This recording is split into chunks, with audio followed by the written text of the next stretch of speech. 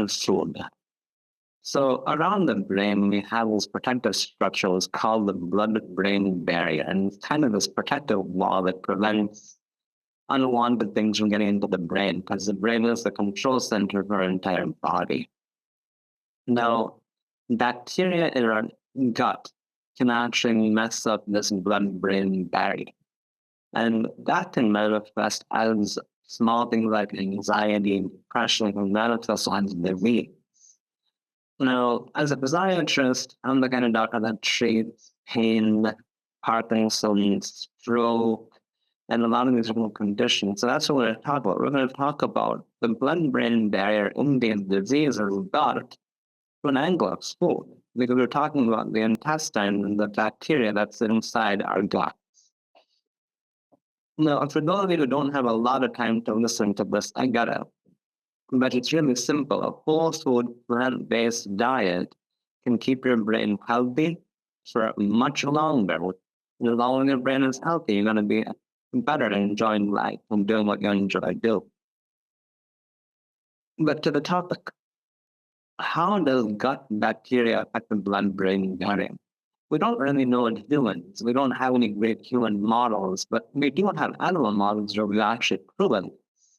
And what we find over and over again is when you take away the normal, good bacteria that sit inside the intestines and replace them with not so friendly ones, a lot of dysfunctions happen. Now, if you replace those friendly bacteria, again, things become okay. So there are other diseases that can make this blood-brain barrier dysfunction. Some of those things are things like diabetes. But again, here we're here to talk about the gut bacteria a lot. Now, the gut bacteria is actually the second largest metabolic organ in our body. It has about 1.5 kg of bacteria in food in it. And our diet habits make the decision of what kind of bacteria predominate in our gut. Now, this is a lot of fancy talk and get confused over someone who doesn't do healthcare a lot. So I'm going to simplify. Imagine it's been a long week, and now it's Saturday night. You call over some friends to play cards and have a good time. You're already tired. Once you've been going for a while, so you just want to relax. Now, it's a dinner table, and there's only about 5 chairs. So then one for you, and maybe 4 other places that you can invite to fill people up with. Are you going to call people who just want to have a good time and relax, or what you call crybabies or losers, those who cheat? The answer is kind of obvious. You're going to want to call people who just want to have a good time. But think of it this way now: when you invite in robbers, thugs, and arsonists, that wouldn't make any sense. You're already tired after having gone through an entire week. You don't want more problems. But the thing is, too many bad bacteria inside the gut will actually cause inflammation throughout the body. It can go and damage blood vessels, especially in the brain or the heart. And from there, it can even lead you to plain permanently. So it's really important to think about what kind of food we take in, because food is information. Information is what kind of bacteria are going to predominate in our intestines, and how they behave determines how we live our lives. Now, how does it really work? The thing with bacteria, they're all primed for breaking down particular types of food. So when they break down food, they release all those products into the bloodstream. And what kind of food you take mostly decides what kind of bacteria are going to predominate. So if you're taking in a lot of food that's not good for you, the bacteria that break down those kind of food will predominate, and they will wreak havoc in your body. So to keep this simple, we're going to call them good and bad bacteria. Now, diets that are rich in whole grains, fruits, and vegetables, they're shown to be beneficial for brain function. They even lower the risk of dementia later on, and they reduce inflammation in the gut. How? Because whatever food you're giving them, you're going to promote the presence of friendly bacteria, and from there, they'll break those things down into helpful substances. We're going to talk about that in this talk. So essentially what we're saying is a whole food plant-based diet is good for you. And not like that, a planetarian diet, which is kind of things that are available locally. that are seasonal, that are not preserved, that are fresh cooked, those are going to be the things that are best for you. Now, we've even seen that these kind of planetarian diets can protect the brain. And people who have heart disease, they benefit from these kind of diets even better. So, on the other hand, you could have a diet that's rich in saturated fats, animal proteins, and sugars. And these can increase the risk of brain dysfunction. So a high-fat diet, or the typical Western diet, or the multinational corporation diet, is going to be harmful to your brain. And how is that? If you think about it, what multinational corporations do is they make food. And they make food that can be transported all across the world for people who are hungry. But from the time that food is made to the time it's ingested and broken down in the gut, it could be a long time. So how do you prevent that? You put in preservatives. But those are against life. They're anti-metabolites. And they can actually cause more damage in your body. So the thing is, there's so many people on the planet right now. Not everybody gets the luxury of having fresh, healthy food. So if you're stuck in the situation where you can't have healthy food, what do? Sometimes the easiest solution would be to bring in fruits and vegetables that you can add into that as a supplement. It's obviously better you just eat those kind of things anyway, but again, we have different lifestyles and different ways of living, so you can't change that.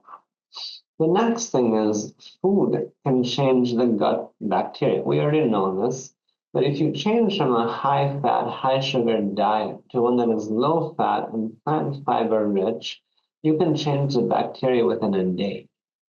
It may not change all the damage they've created immediately, but we can get a change. The next thing is what these bacteria break down, release into the bloodstream, and that will affect brain function through these food-derived metabolites. So we're going to look into that now. When you look at things like poultry, egg, red meat, they release a lot of harmful metabolites that can even cause immune system dysfunction. And it even gets to the extent these bad bacteria can slip into the circulation and sit in clots and plaques in the blood vessels. And they can keep on causing inflammation in those plaques until what you see is going to be a massive heart attack or a stroke. Now, on the other side, we find people who have these healthier diets, they don't have these issues. And people who have an unhealthy diet that switch to a healthy diet, those kind of issues come down. But the question is, why are these people even having these issues? Because when they have coronary disease and strokes and this kind of thing, they don't have that much good or friendly bacteria in their gut in the first place. They've invited all the thugs, the arsonists, and the vandals to come mess around in their own home. High fiber diets also affect fatty acid processing. Now, look at fatty acids, there's long chain and short chain. So, long chain fatty acids typically make a lot of harm. The short chain fatty acids break down into energy and other healing substances that can help the immune system. So these short-chain fatty acids are produced by specific gut bacteria, and when they're lost, we find more inflammation. But a high-fiber diet can protect the brain and enhance nerve function, especially in the brain. These short-chain fatty acids can improve immune system function.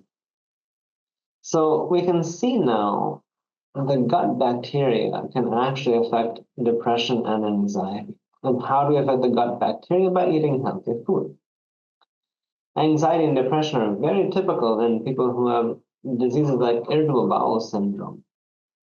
And people like this can have a lot of pain. People who have inflammatory bowel disease, they have the same problem, but they can also have mild verbal dysfunction. And why? Because all this inflammation is now damaging the blood-brain barrier, and that's making the brain dysfunction. All this theory can get kind of boring, so I'm going to tell you a story. I had an occupational therapist years ago who got into a small accident and he got an ankle fracture. That wasn't all that though, and the ankle fracture should have healed, but he kept kept getting infected. He was having more and more pain. This nice, happy person just became kind of miserable. And he kept taking antibiotics, the thing would get reinfected, he would keep having pus coming out, and he didn't know what to do. Someone told him about getting onto a whole food plant-based diet. He got onto it and everything changed. He started having infections, the whole thing healed up.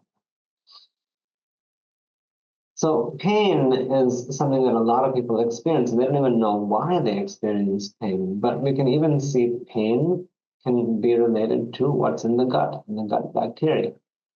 And we can even see that if you start abusing antibiotics, it can affect the gut bacteria and then lead to dysfunction that leads to a pro-inflammatory state that manifests as pain in the neck, pain in the back when the MRI is normal and all the blood tests are normal and no one knows what to do.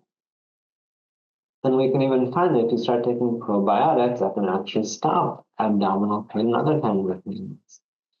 There's another category of disease I treat that's neurodegenerative diseases, things like Parkinson's and amyotrophic lateral sclerosis, multiple sclerosis.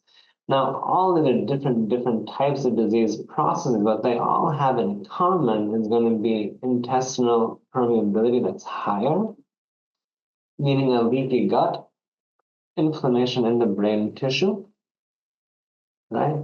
So when we look at a disease like Parkinson's, we can see that there's an interaction between the environmental and genetic risk factors. That's what we've managed to prove through science so far. But we can see that people with Parkinson's will have bowel inflammation, and this can trigger brain inflammation that can lead to loss of the hormone dopamine, which is the prime feature of Parkinson's disease. So how does this happen? What we find is people who have high inflammation in their bowels will have a leaky gut. And a leaky gut can lead to alpha-synucleoprotein deposition. Now, this protein, alpha-synucleoprotein, likes to deposit in a particular part of the brain that makes dopamine. So when it deposits there, inflammation happens, and Parkinson's happens. Now, how else do we know this? We also know that short-chain fatty acids are anti-inflammatory. And these bacteria that produce this are going to be much lower in Parkinson's patients. But those bacteria that produce long-chain fatty acids are actually much, much higher. And they even know this because they've done a study where ingesting fermented milk for 4 weeks will improve Parkinson's symptoms, especially things like constipation. So fixing the gut can fix the brain. Now, stroke is another thing I treat commonly. And again, another story just to keep things interesting. So a person very close to me was visiting, and he had just completed a trip of 12 hours. Now, every few hours on this trip, he would stop and have a snack. Before reaching his destination, he had this large pizza. And he was sitting in a car the entire time, going from one end of the country to the other. Right? So he reaches his destination, goes to the bathroom, and has a massive stroke. The ambulance arrived in 15 minutes, but it was too late. And it's really just a tragedy. He was such a great guy. But what does this have to do with anything? If you think about it, these bad bacteria, they get into the blood vessel walls, plaques. They damage the blood vessel on the inside. That forms a plaque, and they sit inside there. And these go on producing inflammation inside these plaques. Now, the metabolites that their friends in the intestines keep releasing, the harmful things, cause more inflammation. So you see a person who has a whole bunch of junk food, pizzas full of cheese and fat and red meat and all that stuff, right? It produces more inflammation. More inflammation mediators get onto these plaques. The plaque grows, it blocks up a blood vessel. And whether it's the heart or the brain, you get an infarction. You get a heart attack or a stroke, right? So we can even see that people on an omnivorous diet, where they're having a mix of vegetarian and non-vegetarian, they're going to have more of these bad metabolites than a person who's on a vegan diet. Now, the funny thing about stroke is we talk about stroke prophylaxis or preventing strokes. And how do we do that? We start with aspirin, but when do you really start aspirin? After the first stroke. So you're trying to prevent the second stroke. But if you know everything that I've said so far and you've understood it, you realize the real way to preventing stroke would be just to alter the gut bacteria. And if you can change that, you can prevent these cracks from happening at all. So that's a summary of my talk, and I hope it was useful for you.